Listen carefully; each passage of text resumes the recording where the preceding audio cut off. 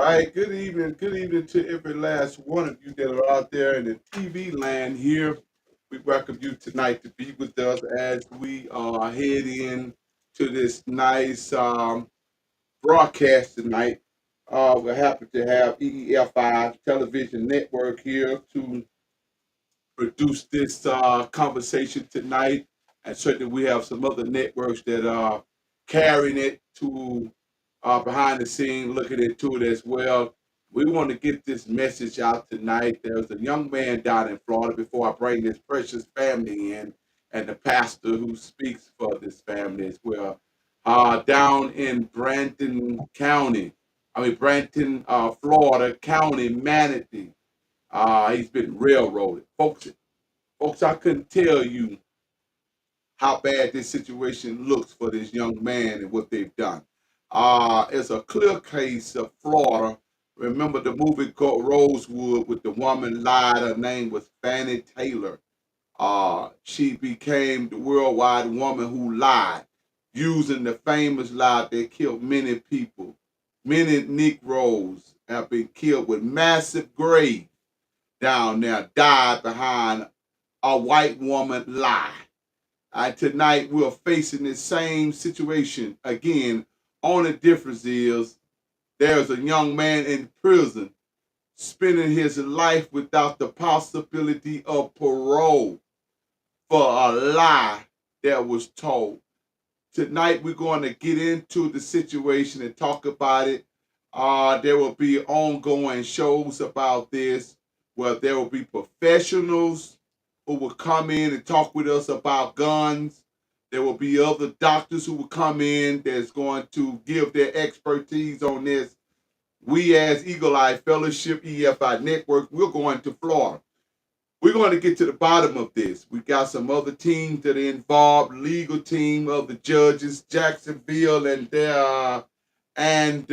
Jacksonville. I'm sorry, I'm baffling, but the capital is involved, Tallahassee. They're involved already. We got people crawling on the ground, investigating. We got the autopsies on this way. This young man was claimed to have killed the woman that he was dating. And there is no gun that was placed on him, no bullets in his pocket, no fragment, no blood, no nothing. We got a strange deputy who calls out of nowhere, and we're going to get to their name on the next show, and that's going to be soon. We're going to play this in and off daily until we cause an uproar in that area and cause the legal system to look in on this young man. I'm not going to be Benjamin Crump. I have respect for him and I appreciate him, but once he pays the family, he's disappeared and he's gone. How much is our children going to be for sale to our government that's killing them and putting them in the grave, locking them up, putting them in prison, and railroading our children? We need to stand up. Our children is not for sale. Our family members is not for sale. And it's by high time that we start standing up in the community.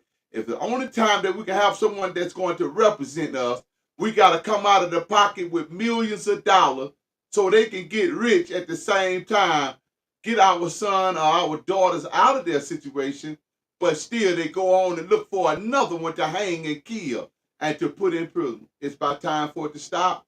I didn't get EFI Network Television to joke around. I meant for it to help our community and bring a change. This family has dealt with some hardship. This young man stayed in prison for 4 years. Not one time did they give him a court hearing. Not one time did they make a serious arrangement for his bond. Now we're going to get with the family and get what they know. And then we're going to come back with the expertise on In Out this week on what really happened down there in Branton City, Florida, Manning County. We're going to get to the bottom of it. We know the judge's name. We know the DA's name. We know the high attorney who was disbarred for some reason. We're going to get to the bottom of that. And we also know there was a court-appointed attorney who has failed rapidly to do her job, even told the young man, He can do 20 years because he's young enough to do it. What kind of attorney would tell that to a young man, especially when they don't have the profile evidence to do so? I think it's time we look. I need your help. There's going to be a GoFundMe account set up. We're not looking for money. We're looking for you to get involved. That's what this GoFundMe account is for. If it was your son and your daughter, what would be your position? Now, I'm getting ready to bring this precious family in, the Mr. and Mrs. Timmy and Jessica Moody, and the daughter, Javante Dunn, who is there in that area. Let's welcome them aboard. Let's welcome them. We welcome you tonight, our family. We're so sorry to hear of this situation. We are devastated of it, and we're certainly going to do everything with the EEFI network power to bring this case to a worldwide visit. It needs to be looked up on because my son is now, I understand that he's there, DeAndre Dunn. But my question really is behind the scene, behind it, how many more young men and young ladies have been railroaded through this same asinine behavior? So with that being said, I have some questions tonight for them, and then we're going to bring the pastor in just momentarily, and we're going to get him to speak for this family, Pastor Tracy Payne. We're going to get him to come and speak for his family. He knows this family from when the children was just a little bit of children growing up in the church. And he speaks very high of this family, and he knows this family. All right, Javante, Mr. and Mrs. Moody, how are you tonight? Doing Doing just good, fine, thank sir. you. Thank you. All right, they're doing perfect. Okay, I want to deal with a question tonight with you in this interview. When did you learn what happened to your son, Mr. and Mrs. Moody? April 2019, All Easter right. Sunday 2019. Okay. What happened that they're saying that happened to cause his Well, arrest? he was arrested. Well, he was Right. detained because uh, he was supposedly in the vicinity of his fiance, who was shot on Easter Sunday of 2019, which Okay. was April 21st, 2019. And I understand that there was a phone call to you during the time of the arrest. He called me Uh huh. because he called me to tell me that the police was around. Uh huh. Okay. And said that he committed an act of murder, or what did they accuse him of? No, he didn't say that. He just said the police was around, Right. and I asked him what was wrong, and he said the police is around, and I asked to speak to one of the officers, Uh huh. and when I did finally talk to somebody, they said that he was being detained. That's Okay. all they told me that day. Okay. Miss Javarte, what did you learn? I learned after. I don't remember if I learned on that phone call, but I think I learned after the fact. And he was arrested for the shooting. Okay. Um, a detective called me, and he didn't know that he had family in Florida. So he was surprised that he had family in Florida. Okay. Okay. Now, folks, we got some deep conclusion. I mean, now some deep thoughts about this. The phone call that came in, and we got it on record that there was an off-duty officer. We have his name that was in the area that made the phone call. When he made the phone call, he went straight. His words was, and I have the paper right here. He said that he heard a gunshot. Whether he was traveling through, nobody knows how he heard it. It's not in his statement, but it was told that he was passing through and he heard a gunshot and immediately went to a house. and found the victim on the floor. I don't understand how you can be in an area and hear a gunshot and know right where it came from and go to it. It don't make sense. But we're going to get into that at a later time here because we got some expertise gonna come and pull it out about guns and how the noise and what it pulls and how it pulls. Um, so they're gonna come in and they're gonna speak with us at a later time this week. Uh, and then when he heard the gunshot, he went into the house. There was a little child there. The little child didn't say much in the beginning because the story comes 15, maybe 30 minutes later. The officer had already said that he had painted out this young man who he had never seen. Now, folks, you got to go all the way back and listen to what I'm saying to you. He said he heard a gunshot, went into the house. He never saw no one leave the house. All of a sudden, he said that this young man was pointed out for the incident that happened at this current address. We have everything on file. We're going to come and get in the water with it. We've talked to a federal judge. He told us to be clear, do not defame nor hurt, but put the situation out, and if anything come of it, he will deal with it behind the scenes. And that's what we're doing tonight. It's about justice, seeking true justice for this young man. Did they ever give him a bond? Yes, they gave him his bond was set at $1 million. Okay. Ms. Moody shook her head and said no. I don't Why did you remember say nothing no? about bond.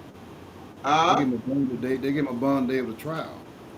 Oh, they He was gave him a told bond 20 at years their later. trial. No, they gave him a bond the first when he first got there. They gave him a million. The bond was set at $1 million. Okay. Okay. All right. Now, looking at the paperwork, they gave him a bond, took him a bond, gave him a bond, and took him a bond, gave him a bond, and jingled him for 4 years before he even went to court, and then hurry him through trial. Do you know, folks, they didn't even try him with a 12 jury? They tried him with 6 juries, and none of them were his peers. None of them looked like him. The federal court order and constitution say he must, anyone that is in and on for trial by jury must have a peer that looks like them. They must look like him. In other words, same skin tone, same look. But we found out that all of these peers seem to be of our nationality. And it looks like 16% of them, or 18%, I'm sorry, is Caucasian. That's what it looked like. But we're going to get to the bottom. And I can't quote that to be a fact. I have to quote that to be an opinion because we're just looking at the paperwork and the name. So sometimes, we can have names that sounds like other nationality, but we are not.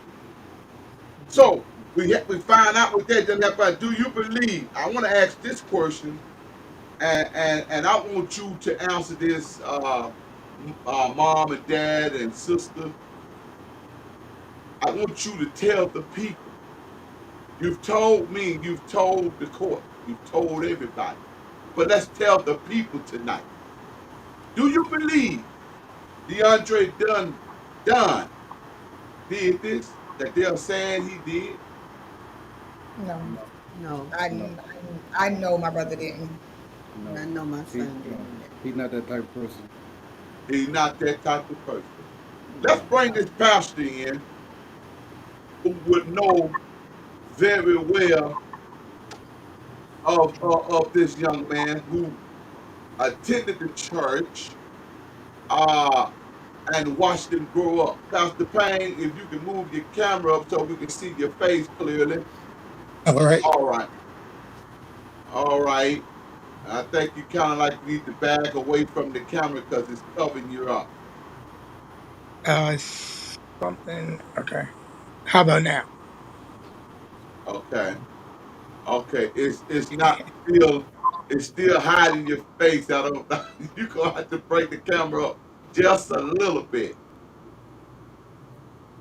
Okay, we'll take that one. That's good enough. They can see your face. If you can back up a little bit from that camera, I Okay, think I we have can to hear you and double see you at the same something. time.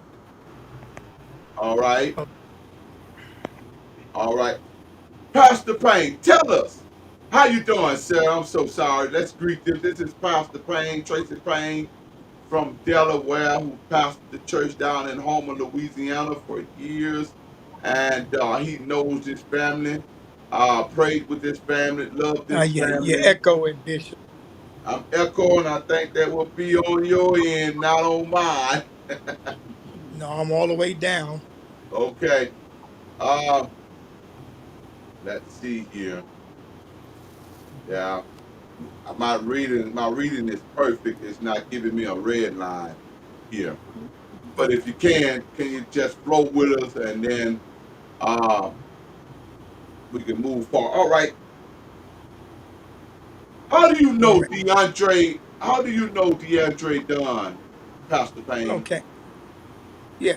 If you don't mind, if I can just have a short word of prayer. Father, in the name of Jesus, we're praying now for this family, praying for our host, and we're praying for the defendant, DeAndre. In the name of Jesus, let the truth be known and let the truth come out and set this man free. In the name of Jesus, I pray. Amen. Well, Amen. Amen. God bless everybody. Good to see the family, and good to see you, Bishop. The Good to see Bible you. says, train up a child in the way that he should go. And when he's old, he will not depart. I met uh, Sister Jessica with her family when DeAndre was just 1 or 2 years old, I'm assuming. She brought them to church and brought them to Sunday school, let them sing in the Sunshine Band as well later in the junior choir, work in the YPWW, the youth department. And she instilled in them the love their God, love their nation, and love their truth, their church. And but she was always a mother that did not play with her children. Right. She did not play with them, and she always demanded that they tell her the truth. She was And, that kind of mother. uh-huh. DeAndre, even if he did lie, he wasn't a good liar. And so this is why I believe him because she instilled godly principles in him, godly morals in him, Uh-huh. and he was a child even though he had some reckless behavior. I'm not going to say Right. he did not. Right. But once mama got involved, Yeah. he respected his mother and loved her so Hmm. he straightened up. Yeah. And oh, he loved his pastor. I was brought there, and we also had a senior pastor who he loved, the Reverend Nathan Hurd III. And so he had godly men in example. Not only did I pastor the church, but I worked for a major company in this company. I mean, in this United States. Hmm. So we was around good examples. Uh-huh. Superintendent Hurd was a working man. At one time, had his own businesses and pastored very successful 3 to 4 churches. Hmm. So DeAndre was around us, and he learned how to carry himself in the church world as well as out. So this is why I know that this kid, not He fell off. He'll be back. He's there. All right. You're excuse back. me, excuse me. Okay. Someone try to okay. All right. Uh, anyway, this is why I know this kid uh, is not capable of doing something like that and living with himself with a conscience. He has morals. He's a conscience, and he's a godly individual. Okay. Well, there you have it, folks. That's a pastor that pastored this young man since he was 2 years old. And he, no one, he knows him. There are many others that's going to come out and speak for this family. That this child, this kid, didn't do it. How old is Deontay? 28? No, he's I mean 35. DeAndre. I'm sorry. 33. 30, 33. I'm sorry. 33. All right. That's all right, Mama. That's all right. That's all right, It's Mama. a lot of us. It's a lot of them. 33 It's a years lot. old, and upon being 30, 33 years of age, it should not be encountering this kind of problem. It just should not be. Now, this is a tough question, but we're asking, I'm sorry, let me put Pastor Payne back in. All right, let's kick this one out. We're kicking this one out. All right, we're having a rainstorm up here. Sorry Yeah, about that. yeah, yeah. All right, All right, and okay. as I said, this kid uh, was reared in a very good home, and in a very, even though it's a small community, and when you have government officials in a small town trying to make inroads and make a name for themselves, who single out certain young men in the community Right, and pin things on them, never knowing that this was going to follow them around wherever they go, whether they're in the state that they're reared in or not. And before some of those things can get corrected, here the devil pops up his head with a situation like that. right, But the town of Homer, Louisiana, where DeAndre was born and raised, they all can tell you the same thing. right, Miss Jessica kept her children in line, and she reared them in the church as well as upstanding citizens in that community. right. Wow, a powerful word from the pastor concerning the young man. The question now that we need to ask: did you all and the family have a relationship with Laura? I believe she is the deceased. Let me touch upon so that the young lady is deceased. This is no wise to defame her, to tear her down, to destroy, to cause any harm to her family, because at this point both family is at loss. He's a young Negro, y'all. We most people say Black American, and she is considered a white woman, which means Caucasian. We got a mixed couple here. That something went wrong and someone is left to answer for. And we want justice for this young lady, and we want justice for this young man. That's what we out for. Justice. We're not here to shoot down, tear down, to defame, to destroy, but we just want the truth to come out and let the truth be told. It's a lot of glitches, it's a lot of potholes, ladies and gentlemen, and a lot of things is not adding up. Even when it comes to the judiciary system in Manning County, Sheriff Department, Manning Police Department, and on going through the jury, on going through the judge, prosecutor, and the court appointed attorney, even the hired attorney who was disbarred from the case and took $10,000 from this family and never give them their money back, no phone call, just disappeared. This can't go undid. This has to be looked into. So on tonight, we'll continue our question. Did y'all have a relationship with Miss Laura? I talked to her. Yeah, I would talk to her on the phone. She's been to my house on a couple of occasions, and that's like 4 states away. So yes. Okay. Miss Javante, did you have a relationship with her? I wouldn't say per se a relationship with Laura because I try to stay out of my brother's relationships, from my oldest brother to DeAndre's relationship, because I'm overprotective of my brothers. So I try not to deal with the girlfriends too much if it's not that serious. Right.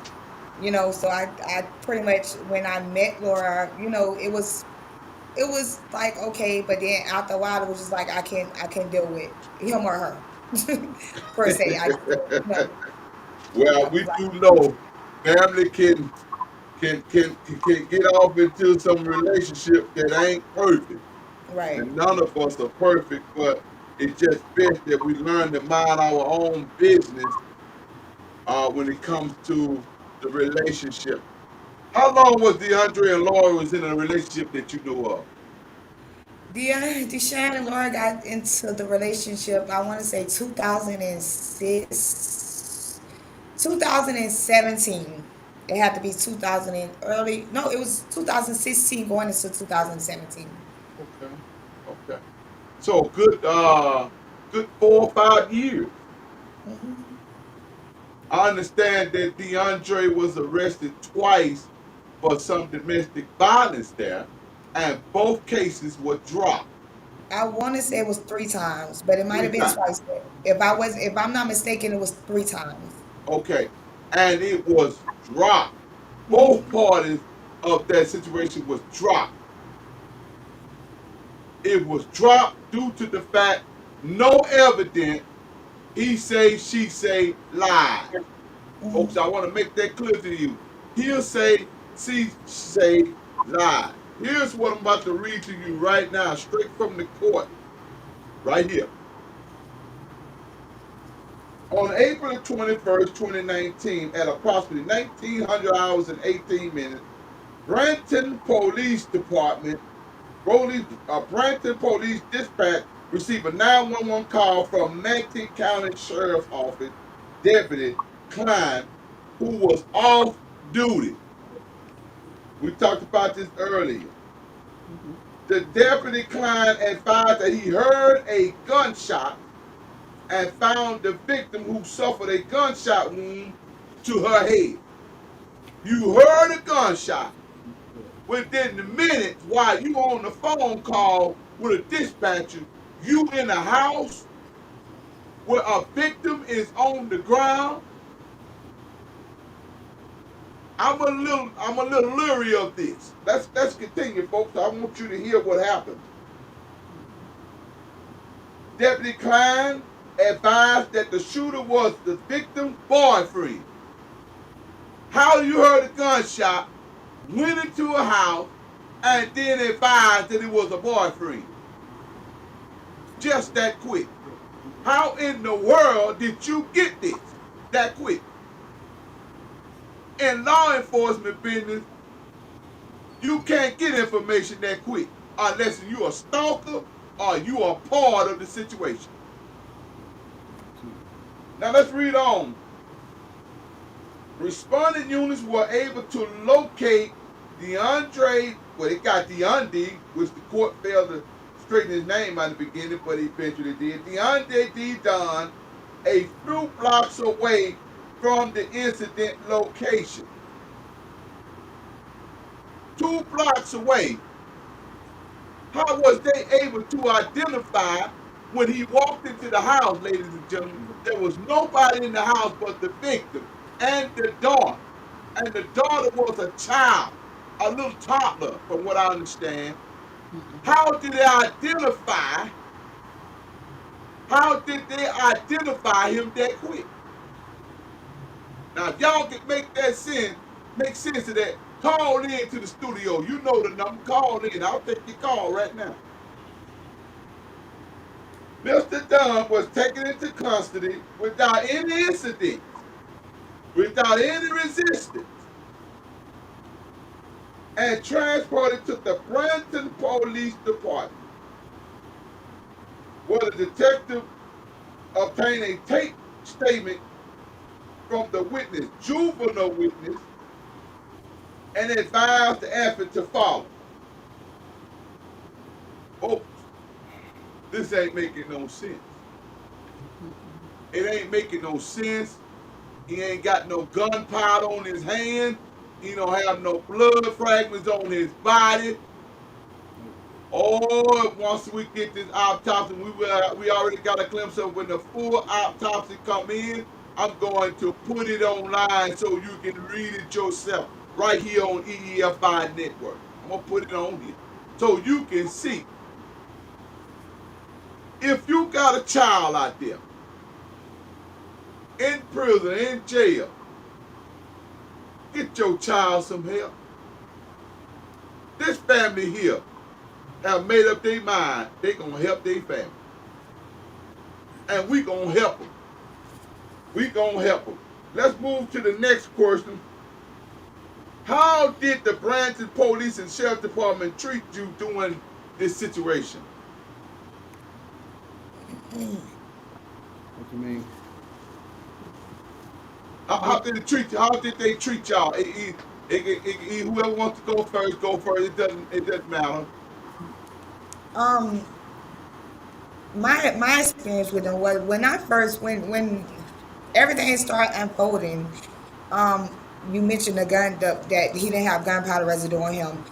They never wrapped his hands for gunpowder residue. Wow.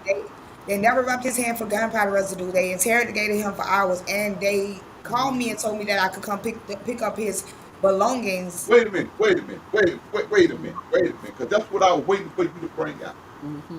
He killed somebody, and they told you to come pick up his clothes Yes, it's the same day I could the come pick up. same day. Mhm. That Yes. means there is no evidence on the clothes. And I asked them about the gunpowder residue. Did they test him for gunpowder residue? They told me that gunpowder residue is not up. It doesn't sustain in court anymore. Oh my goodness. Oh my goodness. And, Yeah. Go ahead. See it. and in court, they said two people said it almost like they had practiced what to say. They said that it's not necessary because you can get gunpowder residue from fireworks and And brake pads. And I never Wow. heard that before. Wow. Now it's my understanding that they and we're gonna come back to the question how did they treat you because I want the people to know how they treated you. It's my understanding that they did not find a gun till 2 years later in the river. It was like almost two and a half. 2.5 years in the river along with another gun. Yes, sir. in 2 weeks. So you mean to tell me that somebody throwed another gun right beside the other gun must have been the person who knew about the first gun too. Mm-hmm. Wow. But I thought they mentioned 2 weeks. Yeah, yeah. In court, In court, they In court, they changed it. changed that to 2 weeks. In the paperwork, when I obtained his lawyer, it was 2 years after when she called and said that the gun was found. In fact, if Wow. you look at his records, when they put the gun charged on him, it was 2 years later. It was two and a half years later. Wow. Wow.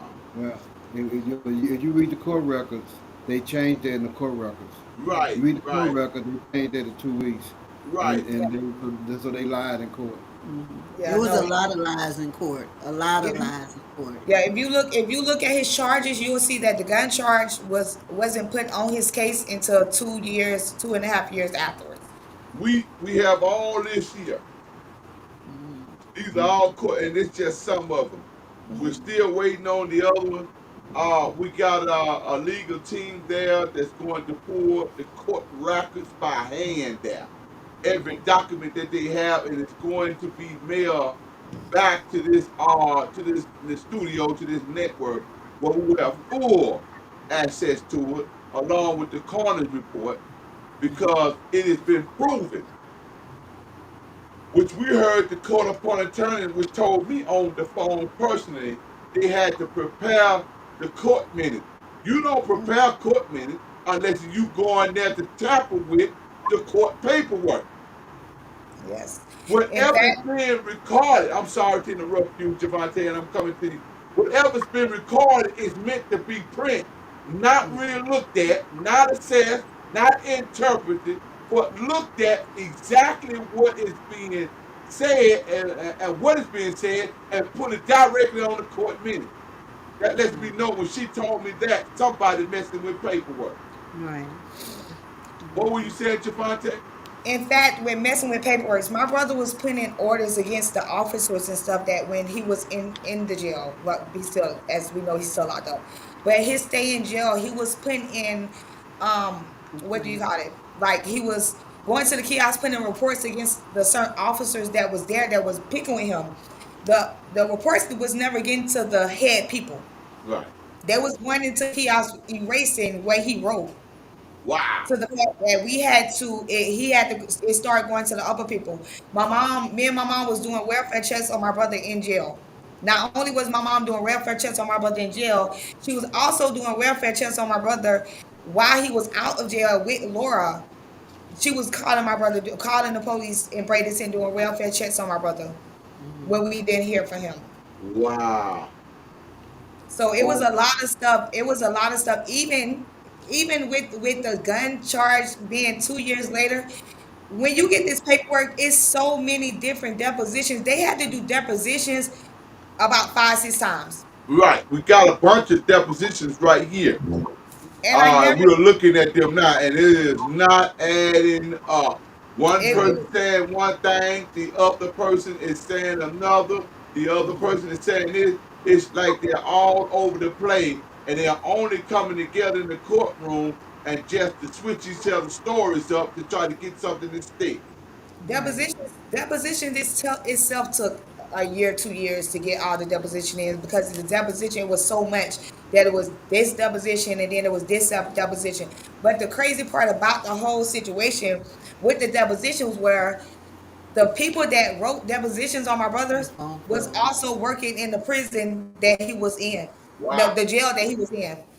Working with them just to railroad him. Now it's my understanding too that a couple of these sheriffs and detectives are related or friends with the family, Yes, the victim family. Is that correct? yes, Yes. Whether the man, I heard you say that the police officer in court, well, I knew the off-duty police officer because I had asked my son one time where did he stay. He was telling me that there was a police officer that lived across the street, and even in court, the man did stay across the street. Now, the young lady was supposed to have came and got uh, the off-duty police officer. Right. So I never heard, I knew he made a 911 call from the house, you know. So, Well, but well, other than that, well, thank God in court, both of the young ladies, and they brought this out. Both of them changed their statements, and cause they read, they said, "Well, when you got your statement 4 years ago, you didn't say that." And then they said, "Oh, I just thought about it just now." So they both of Oh them changed their wow. statement in court, and they brought that out that they changed their statements. And this was still accepted in the court. Yes, sir, it was. What did the attorney do? He brought it. She brought it out that they changed the statement because matter of fact she read their statements back to them that what they gave when it first happened. He said they asked them, they said, why had your statement changed now 4 years later? And they said, oh well I thought about it now, and both young ladies gave the same statement. They're like they've been talking, rehearsing it. they've been rehearsing, Somebody and they gave both groomed statements. them. And both of them changed their statement to match. Yeah, they've been groomed now. Oh Yes, sir. Yeah. wow. Ladies and gentlemen, we got a clear case. It was a nigga, I tell you, down there at Granton, Florida, and Manny County. If I never seen nothing like this in my life, I seen this when I looked at this case. A young man with no evidence, no nothing planted on him, railroaded into a prison 25 years and without the possibility, or what they said, without parole. Now they're trying to come back and charge him for having a gun. Never had a gun on him. No proof of a gun on him. Not even a bullet in his hand or pocket. Now you trying to come back and bring him up on another charge. And when they get through with that charge, they trying to bring another charge up on him, dealing with having a weapon by being convicted of a felony. That's crazy. You see the chart, folks. Convicted felon, produce the felony, convict the felony, and here it goes. And this is what they're doing, using it. Now, I say tonight, and I keep reiterating this, if this was your son, and I guarantee you there is somebody in your family that's been put in prison wrongfully, I dare you to pick the phone up and call me. Because I promise you, this family gonna get justice. And it ain't gonna be, we gonna take $1 million and be done with it and we walk away. No, the family will be compensated. Mr. Dunn will be compensated for his trouble. But what I'm after, that this would never happen to your son, my son, our daughter ever again. This is true justice, not accepting money as a payoff, walk away, for them to go down the street and find another son to make up for where they lost at. This is where I'm at. Let me ask this question here. What do you guys want to see happen with this case? Well, I would like to see it reopened and moved to another area because all those people know each other. Right, And my son was living there. It wasn't like he stopped by or whatever, whatever. But there were so many lies that were told in the courtroom.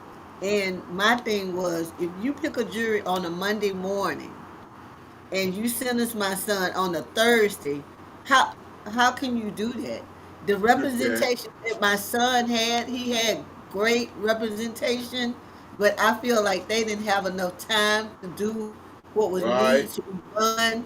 The court, the jury, out of 60 people, there was not, like you said before, one person that looked like him, not one. right. All of them were of other colors. And then Nationality.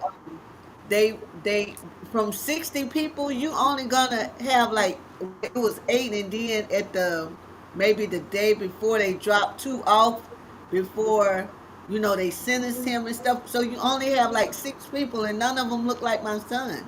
And then Wow. the lies that were told from the beginning to the end, and then his lawyer did say that they didn't have any evidence. The state did not prove their case beyond a reasonable doubt. They did not. They did not. And And the so, and they and the just railroaded it. right, and the homicide detective that they had there, that was Uh-huh. not the man that I met at first. That was Right. not the man that I met. And it was He just like got promoted. they just kept lying and they didn't have any evidence. My son's clothes were shown. There was no blood or nothing on his clothes. And Wow. and the girl, she said that he left the house. He left the house because he had been staying there. I mean, if something happened and he wasn't there, you know, it's it was crazy to me.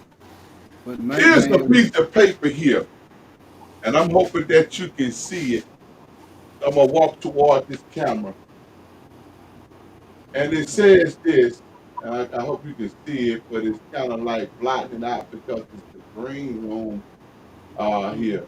But this piece of paper says here, when you see this piece right here that's gone in and out, it has on here that he is homeless.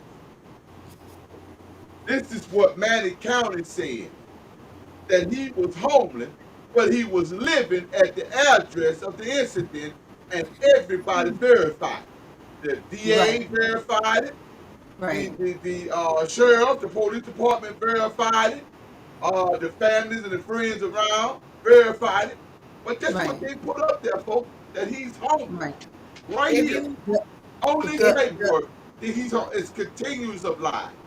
if the my oh, I'm I'm sorry. Go ahead. My Okay. brother address, my brother used that address. His mail was going there. Mm-hmm. His job knew where he stayed at. Absolutely. If you go on his Facebook page that day, you will see him at the house. Right. Mm-hmm. The trampoline that was at the house my brother bought, Mm-hmm.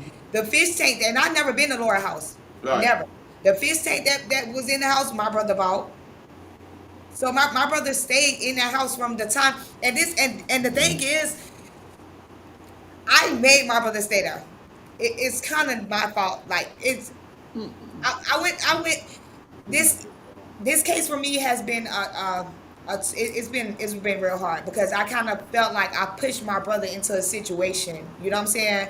Like I was going through my own battle, so I kind of like pushed my brother over to like, no, you can't stay with me. I'm trying to get my own life together. So he felt like he had to be there. You know what I'm saying? So he was there, but Deshaun, like my brother, like he lived there. Like when he got paid, he bought everything at the house. Right.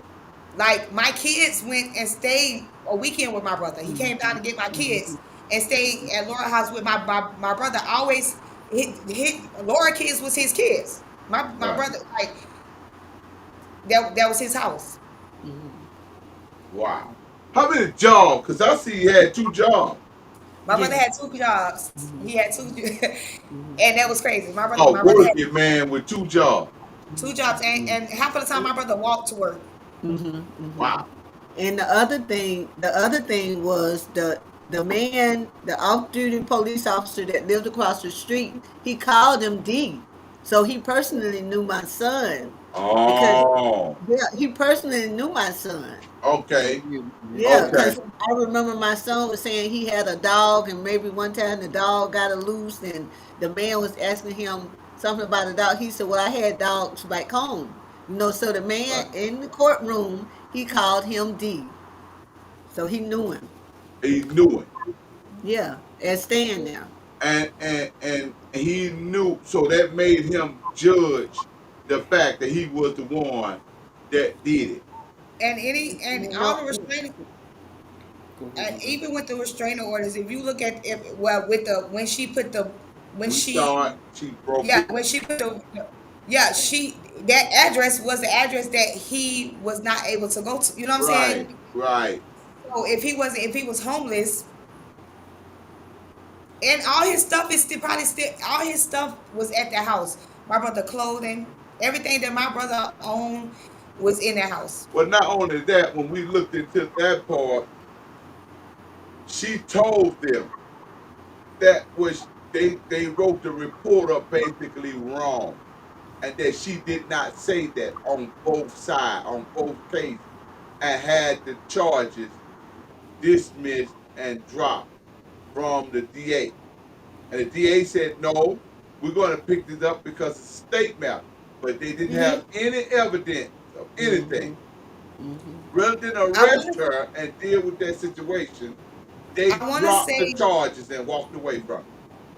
And I want to say if the first 2 times that he was arrested, she was the one who burned him out. Wow. Cause she was calling us, and I was just like, I'm not, you know what I'm saying? Like y'all got Y'all too work much that going out. on. Yeah, you work that Y'all, out. Yeah. yeah. So she was the one who burned him out. The last time that he was arrested, she called my family. She called my cousin them, and my cousin them ended up calling me and telling me that he had to be burned out. Wow. But she was the one who was burning him out. Wow. She'll put him in jail and burn him out. Before we get ready to exit, is there anything y'all want to tell the world at this point? Because we are on television and the people want to hear from your heart. So at this point, we're going to hear from the parent, and then we're going to hear from the daughter, and then we're going to exit out of this horrible situation that needs to be addressed and is being addressed. And we're going to repeatedly play this video, and we're going to do other live television shows with experts on it. And we're definitely going to hear from this pastor as well Uh, we're going to hear back from him on the closing of this matter, of what he would like to see also have. So, Mom and Dad, Mr. and Mrs. Moody, please give us your heart right now to the people, and and please for your son. Well, the thing I want to say is I've been married to Jessica for 10 years. Yes, sir. I'm known Sean for 10 years. He's 6'4". He's a gentle giant. Yes, sir. Very loving young man. I mean, down to earth, love kids. He give you a Yes, shove his back. I never met a young man so nice, and hey, he was. I really enjoyed being around him, around his mom and his sister and him and brother and him, because I tell you about it. Jessica did one of the greatest job I've seen. A single mom raising 6 kids. She did a great job. I right. mean, so he's a great young man. He is. And Yes, nobody will. It's not in his nature, dude. It's not in his nature to do yes, sir. that. He did tall, gentle giant. Yes, sir. Yes, sir. I feel that my son was stereotyped. I feel, and I did say at the end of court that the truth is gonna come out. But I raised my son, and there's no way he could have did this, and the truth will come out. Yes, But my son, in 4 days, Monday, Tuesday, Wednesday, Thursday, well, Tuesday, Wednesday, Thursday, they had convicted him before he even, you know what I'm saying? It was right. like he wasn't, it was like they already had made up their mind that he had done this. They didn't have no evidence, no proof, no nothing. My Right. son is 6'4". This young lady was at 5 feet, and I know he didn't do this. And I know with the evidence that the state had, which was really none, what they were saying was he left and he was maybe a block or two away. Well, if something bad happened there, was he supposed to stay there? That was right around the time when all this stuff was going on with Freddie Gray. But when he talked to me on the phone, you could hear him from the police dash camera that she had. He was talking to me on the phone and he was saying, "Mama." You know what I'm saying? And he surrendered himself because people were looking for him because Right. they automatically thought that he did this. And I know he did not do this. Right. Yeah. And he said, "Mama, he didn't do this." Okay. So yeah. Okay. Mr. Fonte. Me and my brothers were best friends. Me and Big Deshaun is like two peas in a pie. That's like my twin. Like, Uh-huh. me and my brothers, we just connected. And I know I'm one of those people like.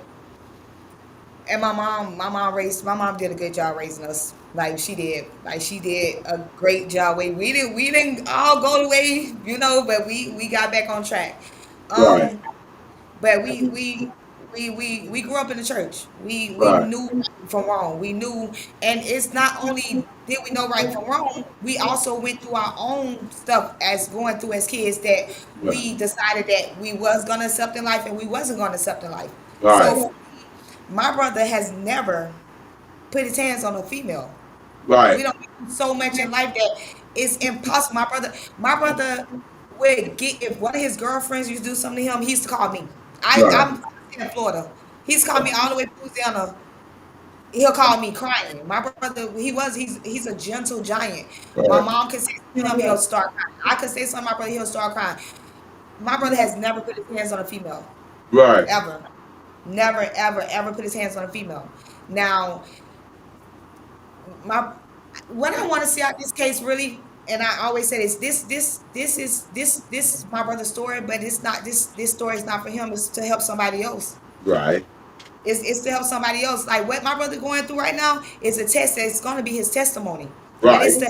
it's to give somebody else to put this out here for somebody else because it's not just only him that has been in a situation like this. He Right. just had family behind him and the support behind him that we could go to the next level. Right. I'm gonna tell you like I told everybody, like if I had one reasonable doubt that my brother did this, I'm still gonna back my brother. Now I'll back him in jail, I'm gonna be there. But I wouldn't go to the extent of me just going doing I work so many hours. $10,000 not a lot of. I mean, a lot of money to come up with when you have 6 kids and stuff to take care of. You know what I'm saying? And Right. I'm gonna back my brother because I know for a fact my brother didn't do this Right. Right. at all. So what I want to see out this case, I just want to see the truth come out this case. It's not even about the money with me. It's not Right. about the money. I just want this to get out. I want to see the truth come behind this case, and I Right. want my brother to be home. Right. But you know the one thing I'm gonna say that his defense lawyer, they got that case at the last minute. They didn't have time to prepare anything. Whoa. He had no time, and But they did a the good job. prosecutor called that what 12, 15 witnesses. They got at the last minute, so they didn't have time to find. They didn't have time to even set up the defense. They didn't have time to really look at anything, cause they got at the last minute. They got it within a few days. So they had to try to throw something together, and they should ask for the continuance instead of anything. But he asked for that, but the judge wouldn't get him that either. So Right. they had time to prepare a defense. But they did And good. he got Wow. they did a good job. They For the did a last good short job. time they got it, they did an excellent job. Great job they did it. Cause they got it the last second. But like Right. I said, he said one thing that Mr. Joe said, the one lawyer, he said they got everything got is circumstantial. They got no hard evidence. He said this thing should be thrown out. He had the judge throw it out. He told the judge throw it out. He said they got no hard evidence. This thing be thrown out. And the And judge one more refused to do it. Go ahead, before we Dante. go, this case should have been thrown out anyways because they files came up missing. It was stuff Right. that came up missing that if my brother had a paid attorney, that the case would have been dismissed. Right. I Right. just feel like even though This is I wasn't at the trial, even though I feel like okay, his lawyers did their what they could do. I don't think that they did their best. I did they did what they could they was allowed to do in this right. case. Right. You know what I'm saying? Because like it's certain stuff that public defender just can't do. Right. You know, And so plus, they I had feel like one jury wanted to leave, and the judge refused to let him leave. And he called the judge that night, and the judge he can't judge said I need to talk to you in front of everybody. He got the judge leave, and the judge said that'd be a mistrial. He said we'll work with you. Wow. That was on I think on that Wednesday I think morning, and that right there should have been a mistrial because of the Right. jury wanted to leave. Right. That, I they, just they they was doing what they could do to try to get this case gone because there's no way he's supposed to have been sitting in prison. I mean, jail the for county 4 years. jail for 4 years Yeah. without being in court. That's railroading. But another note, and then we can wrap it up. Before this trial, I want to say 2 years ago, or maybe it probably was the first year that he was in jail, and the second year he was in jail. That one of the officers told my brother, "You'll be in here for life with us." Right. One of He the already told officers my told what? yes, he already told my brother, "You'll be sitting here with like, you'll be in here for life with us." The officer. The officer, and Do he that's what know it his go back name? to. That's what no, and my brother know it. That's where it go back to all the officers that was writing depositions that was on this case before my brother got well when he was arrested Right. was working in the facility. If you have a case, you're not supposed to be working around this person at That's true. all. That's true. That's Like you're true. not. My brother was in lockdown. They was doing shakedowns in his rooms whenever they got ready to, and these was the same officers that was in his deposition. I just feel like my brother he done got railroad. Like Right. I feel like this case, my brother had no chance in this case without a real attorney, like a public Right. defender. It was no, and I told my mom them that. I said it's not gonna work. He cannot have a public defender. Not that they don't do their job. It's just so much that a public defender. For me, it's just so much that a public defender can do. So this Manning County did everything they can do to keep y'all separated so they can do whatever they see fit they want to do with Mr. DeAndre Dunn. When my brother told the public defender that he was getting a lawyer, the public defender asked him why, like, why are you doing that? Like, you know what I'm saying? You shouldn't do that. Like, basically try to talk him out of getting a lawyer. Right. Right. Wow. And the We're lawyer gonna that we deal with talked, this. We're gonna deal with wrapping up. We actually only have 1 minute, but we're gonna go over maybe 2 minutes over because we need to cut and get out of here. But before Pastor Payne give us his final words and thoughts on this situation, is there anything else that you want to say, Mom and Dad? I wanted to say that even though he did have public defenders, like I said, and I would say it again, uh, they did. I feel like what they could with what they had, but Mm-hmm. the case, they really found a lot of people lying. There was a lot of lies that was told. A Uh-huh. lot of lies that was told. Mm-hmm. At one point, the court reporter was asked to read back the statement that the young lady had made at first, and it was just lies. You know, she had to read it back before the jury, Right. the verdict or whatever. But my thing is the welfare of my son. Now, Right. I don't want anything happening to my son because a couple of years ago he was um, jumped on by three people that were in there. Mm-hmm. And I'm thinking because of his height and his reach, he was able to keep people off of him, but it did put him in the infirmary. So, I don't want anything to happen to my son. And I Right. do know that they did not, my son didn't have a fair trial. And there Right. was reasonable doubt. So, and the people that were on the jury, it shouldn't have even been like that. Right. It shouldn't have been like that. Right. Wow. So, Well, we're going to certainly work with you. We're going to keep up with this story, and we're going to get to the bottom of it with you. We're glad that you entrusted us and called us to get us involved. We want to thank especially Pastor Payne, who is the pastor who had become agitated and aggravated on seeing that this his member be helped the children that he watched grow up get help and get out of it. That he's adamant about getting some help for him, and he's done everything and doing everything, and he's still working behind the scenes to get to the bottom of it. So certainly we want to hear from him before we close out. Pastor Payne, Uh, God bless you. Certainly, uh, this is just asinine, it is uh, and it's not out of the norm. This is the justice system of the United States of judiciary. America, Yeah. and this is more common occurrence than what you think. mm, And the incompetency, especially of those that are in the legal system by the way of public defenders, Right. have railroaded, I'm going to say, many a thousand. Right. I just like to say also to the family to back up what I'm saying. If you can get to Books a Million or Barnes and Noble or on um Amazon, there's a book that one of the college professors have written called The New Jim Crow. Uh, Get that book. This county in this city, this is not their first time. right. And this is why they feel so comfortable in Uh-huh. railroading an African American or a Hispanic. And that state definitely has a history. I'm Right. in one of those states. Delaware is also one of those particular states. Louisiana, where he hails from, Yeah. is one of those states.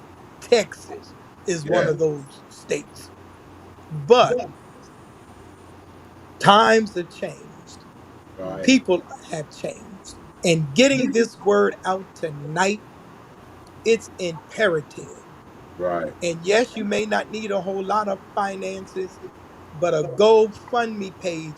Listen, even a monkey loves money and he don't even have a pocket to put it in. When you're in a case in a situation like this, it takes finances. Yeah. The Bible says money, listen to me good. The Bible said money answereth all matters. Right. When a decent lawyer beside a public defender gets in there, he's going to shake and rock, and you're going to see some things going on. Right. This kid had no business being in this particular situation with no evidence, Mm-hmm. no blood splatter. And anybody that says that gun residue is not admissible. And why would he would be with firecrackers and it wasn't even firecracker time? That's just asinine. And it Asinine. shows the competence Asinine. and it shows the competency of the individual who even said it, Yeah. you know. And so this is getting the wheels rolling, getting the word out. Mhm. And when you get the GoFundMe page, and when you get to Barnes and Noble or Books a Million, get that book, The Right. New Jim Crow. And Right. that's all this is. This Right. is the new Jim Crow. Right. And this is what's happening across America. And I'm Right. with you, and I'm going to relinquish my stand. I'm with you. Why have these high power profile lawyers in the black community that get out and get millions of dollars from people, and then after that you don't hear or see no laws being changed? That's right. They're not advocating. This is not the first young black man in Right. Florida. Right. Even they know about it. There's Right. other high profile cases. It should have been stopped back then. That's right. And so I'm with you. Uh, you can't look to these, I call them Amalan chasers, Right. but get a real decent Jewish lawyer. Mm. Too bad you're not up this way because a Philadelphia attorney would turn it around. Right. But there are decent and capable and competent lawyers in Florida or Georgia that could cross over the line, the Right. Florida line, and Right. get this straightened out. Out of It's just totally asinine, it is. totally asinine, That's it. and it's imbecilic to even have to go through that. That's it. God bless you, Bishop.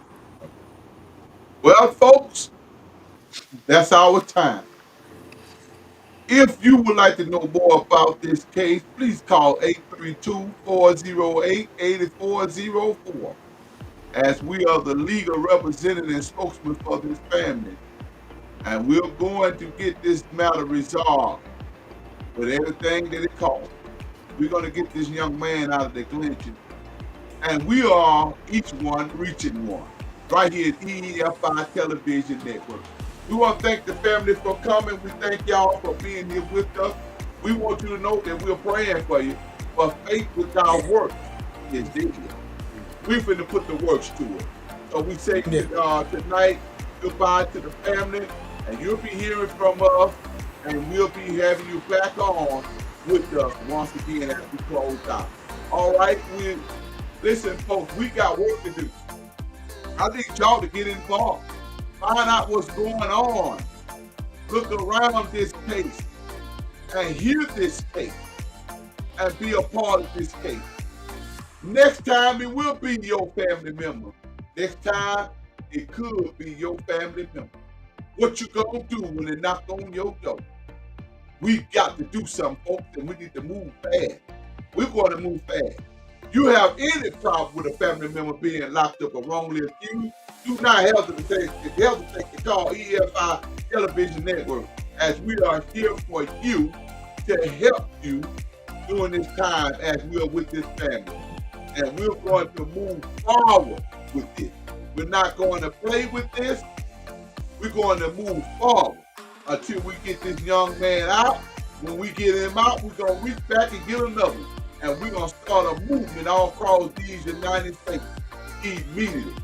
We're going to be there. All right? That's our time, ladies and gentlemen. We thank you for stopping by, watching us on this television, EFI Television Network station. We thank you for stopping by, being with us. And we will return the rest of this week and oncoming week with this story. Thank you again. Your host, Thomas Lamar. Keep up with us. Stay with us as we are with you in your homes now.